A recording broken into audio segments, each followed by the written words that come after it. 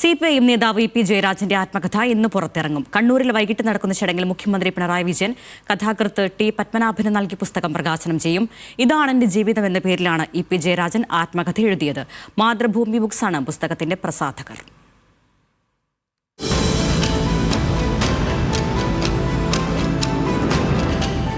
നാട്ടിലാകെ പാറി നടന്ന ചെങ്കൊടിയുടെ പാതയിൽ ആവേശത്തോടെ അണിഞ്ഞിരുന്ന ഒരു 9ാം ക്ലാസ്സുകാരൻ.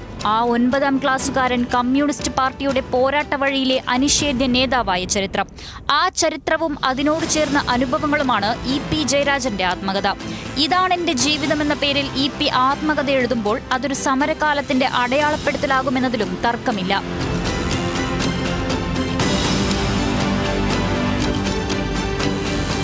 ഇ പിയുടെ തന്നെ പേരിൽ നേരത്തെ പ്രചരിച്ച ആത്മകഥാ ഭാഗങ്ങളുണ്ടാക്കിയ വിവാദം ചെറുതല്ല. പാലക്കാട് ഉപതെരഞ്ഞെടുപ്പിൽ മത്സരിച്ച LDF സ്ഥാനാർത്ഥിയെക്കുറിച്ചും BJP നേതാവ് പ്രകാശ് ജാവദേക്കറെ കണ്ടെന്ന വിവാദത്തെക്കുറിച്ചും ഇ പിയുടെ തുറന്നെഴുത്തിയെന്ന പേരിൽ ആത്മകഥയുടെ ഭാഗങ്ങൾ പ്രചരിച്ചിരുന്നു.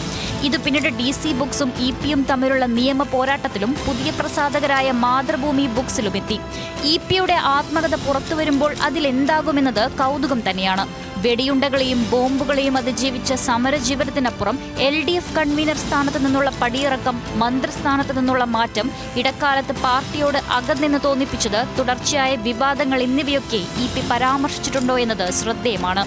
ന്യൂസ് മലയാളം, കണ്ണൂർ.